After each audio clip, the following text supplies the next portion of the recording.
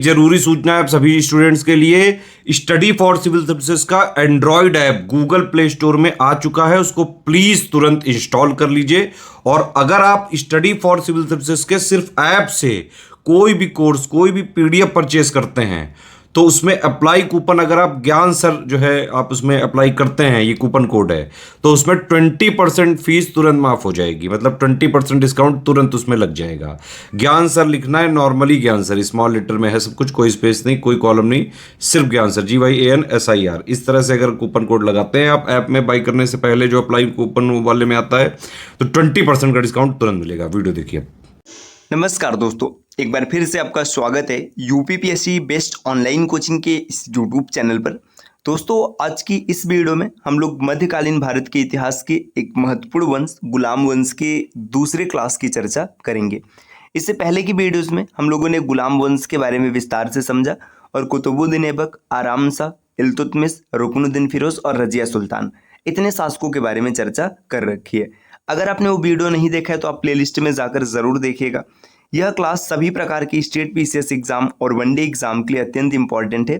आप किसी भी एग्जाम की प्रिपरेशन कर रहे हैं, क्लास आपके लिए फायदेमंद साबित ज़रूर होगी। दोस्तों, आज हम लोग बलबन के बारे में समझना शुरू करते हैं। तो देखिए, इसका जो शासन होता है 1266 से लेकर 1287 तक होता है। इसका मूल नाम होता है बहाउद्दीन। तो ये क्वेश्चन भी कई बार पेपर में बना है कि बलबन का नाम क्या था। इसका नाम होता है बहाउद्दीन। इसका उपनाम था बलबन खुर्द या फिर कनिष्ठ बलबन इसे कहा जाता था। इसका पूरा नाम था गयासुद्दीन बलबन, है ना। इसने उपाधि, देखिए गयासुद्दीन की उपाधि कब धारण की थी? जब सुल्तान बनता है तब यह उपाधि धारण करता है। और उलूग खां भी इसकी उपाधि थी, जिसका अर्थ होता है महान खां। नियाबते खुदाई, जिले इलाही, ये सब बलबन की उपाधियां होती है।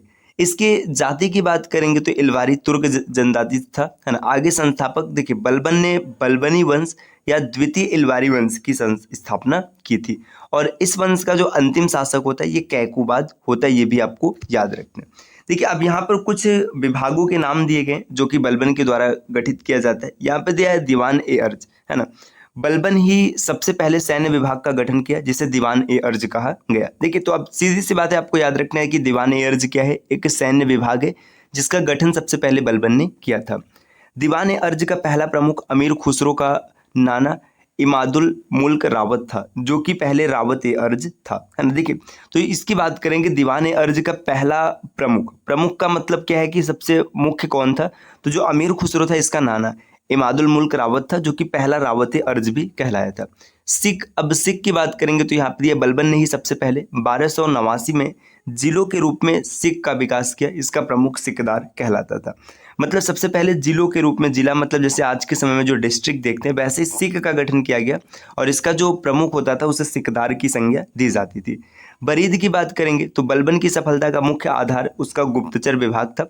बलबन ने प्रत्येक इक्ता, इक्ता का मतलब सूबा, देखिए आपने पीछे देखा था, इक्ता प्रणाली की शुरुआत इल्तुतमिश ने किया था, में तथा जनसाधारण के बीच बरीद, जो कि मुख्य संवाददाता होता है, इसकी नियुक्ति की थी। देखिए, बरीद का मतलब होता था गुप्तचर, है ना। आगे है साहिबे दीवान। बलबन ने इक्ताओं में ख्वाजा या साहिबे दीवान मतलब प्रांतीय दीवान की नियुक्ति की थी। तो साहिबे दीवान मतलब जो इक्ता का दीवान होता था उसे साहिबे दीवान कहा जाता था। आगे दिया जागीरदारी व्यवस्था। तो यहाँ पर दिया गया सैनिकों को सैन्य सेवा के बदले जागीरें दी जाती थी। उनकी मृत्यु के बाद भी उनके वंशजों के पास बनी रहती थी। मतलब जो सैनिक होते थे, सैनिक सेवा के लिए उन्हें जागीर दी जाती थी, है ना। और इसके बाद ये सबके लिए रहता था, सबके मतलब उनके वंशजों के लिए भी। खलीफा की बात करेंगे तो बलबन राजनीतिक शक्ति का प्रयोग करने के लिए खलीफा की अनुमति लेने की चर्चा करता है। आगे दिए 1287 में बलबन की मृत्यु हो गई और उसको दारुल अमान में दफन किया गया। तो सीधी सी बात है, ये प्रश्न यहाँ पे बन सकता है सीधा सीधा कि बलबन का मकबरा कहाँ पर है? तो दारुल अमान में। दोस्तों, अगर आप पीसीएस की कंप्लीट प्रिपरेशन करना चाहते हैं तो आप टीम के पेड कोर्सेज से जुड़ सकते हैं, जिसके लिए इन दिए गए नंबर पर कॉल या व्हाट्सएप करके आप पेड कोर्स से जुड़ने की प्रक्रिया समझ सकते हैं। इसके अतिरिक्त ज्ञान सर का व्हाट्सएप नंबर है, आप यहाँ से व्हाट्सएप के माध्यम से भी जानकारी प्राप्त कर सकते हैं। और अभी तक अगर आपने स्टडी फॉर सिविल सर्विसेज का एप्लीकेशन इंस्टॉल नहीं किया तो आप जरूर इंस्टॉल कीजिएगा। एप्लीकेशन के माध्यम से किसी भी कोर्स को परचेज करते समय अगर आप कोड अप्लाई करते हैं ज्ञान सर, जिसमें कि सभी लेटर्स इस्तेमाल होगा और कोई भी स्पेस नहीं रहेगा, तो आपको अप टू 50% तक डिस्काउंट देखने के लिए मिल सकता है। चलिए दोस्तों, और आगे बढ़ते हैं। देखिए, यहाँ पे कुछ पॉइंट और दिए। इल्तुतमिश ने 1233 ईस्वी में ग्वालियर विजय के पश्चात बलबन को खरीदा था। देखिए, बलबन को सबसे पहले किसने खरीदा था? इल्तुतमिश ने खरीदा था, ये बिंदु आपको याद रखना है। और जब ग्वालियर विजय होता है वहां से रजिया सुल्ताना के समय में बलबन अमीर शिकार के पद पर पहुंच गया। देखिए अमीर शिकार ये किसके समय में होता है? रजिया सुल्तान के समय में होते हैं। रजिया के विरुद्ध षड्यंत्र में उसने तुर्की सरदारों का साथ दिया था। फलस्वरूप बहराम शाह के सुल्तान बनने के बाद उसे अमीर आखुर का पद मिल गया। देखिए रजिया के खिलाफ जब षड्यंत्र चल रहा था तो इसने तुर्की सरदारों का साथ दिया और इसी के कारण जब बहराम शाह शासक बनता है तो इसे अमीर आखुर का पद दिया जाता है। तो यहाँ से कुछ क्वेश्चन डायरेक्ट बनते हैं कि रजिया के समय में बलबन किस पद पर था? अमीर शिकार। बहराम शाह के समय में किस पद पर था? अमीर आखुर। विद्रोहियों के प्रति बलबन की नीति रक्त और युद्ध की नीति कहलाती है। देखिए रक्त और लौह की नीति या रक्त और युद्ध की नीति ये किसने दिया है? बलबन ने दिया। वहीं मंगोलों के प्रति उसकी नीति शक्ति एवं कूटनीति पर आधारित थी। तो देखिए विद्रोहियों के लिए रक्त और युद्ध की नीति और मंगोलों के प्रति शक्ति और कूटनीति की नीति कहते हैं, है ना। बंगाल को तुर्क लोग परिपूर्ण नर्क कहते थे। तो सीधी सी बात है, परिपूर्ण नर्क क्या था? बंगाल था। ये तुर्क लोग कहते थे। सल्तनत युग में इसे विद्रोहों का भी नगर कहा जाता है। मतलब जितने भी विद्रोह उठे ये बंगाल से उठे, तो इसलिए सल्तनत युग में इसे विद्रोहों का नगर कहा गया। बंगाल विद्रोह एकमात्र विद्रोह था जिसे बलबन दिल्ली से बाहर आकर दबाया। तो मतलब बंगाल विद्रोह को बलबन ने दिल्ली से बाहर आकर भी रोक दिया था। इल्तुतमिश एवं बलबन दोनों के ज्येष्ठ पुत्रों की मृत्यु मंगोलों से लड़ते हुए हुई है। मतलब इल्तुतमिश का जो बड़ा पुत्र था उसकी मृत्यु मंगोलों के खिलाफ हुई और बलबन के भी बड़े पुत्र की मृत्यु मंगोलों के खिलाफ लड़ते हुए हुई है। बलबन दिल्ली सल्तनत का प्रथम सुल्तान था जिसने अपना वसैया मतलब वसीयत घोषित किया। उसके वसैया में को बर्नी ने संकलित किया है।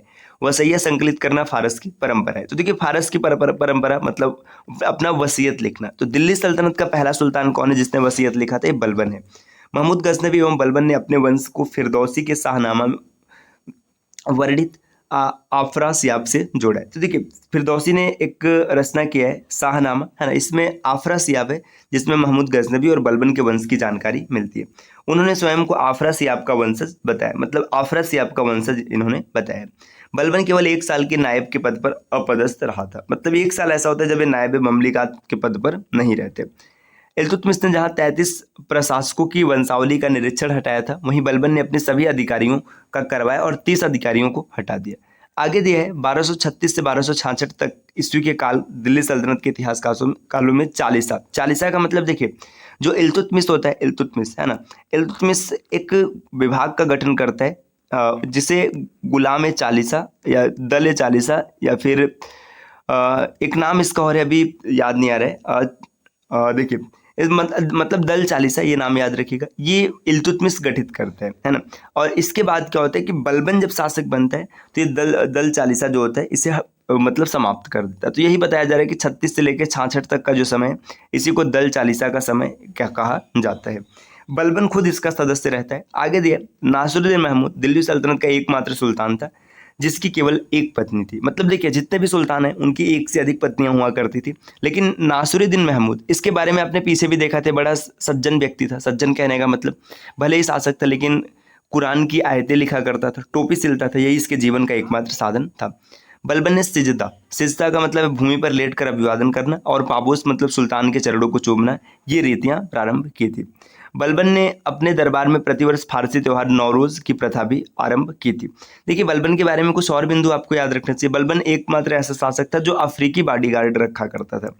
अफ्रीकी का मतलब अपनी सुरक्षा पर यह विशेष ध्यान दिया करता था। तो यहाँ पे देखो रक्त और लोहे की नीति किसने शुरू की? बलबन ने की। सिजदा और पैबोस प्रथा किसने शुरू की? बलबन ने की है ना। फारसी त्यौहार नौरोज को मनाना किसने प्रारंभ किया? बलबन ने किया है। तो ये दोस्तों गुलाम वंश के कुछ महत्वपूर्ण तथ्य रहे। आगे देखिए और आगे बढ़ेंगे तो यहाँ पर दिया खिलजी वंश।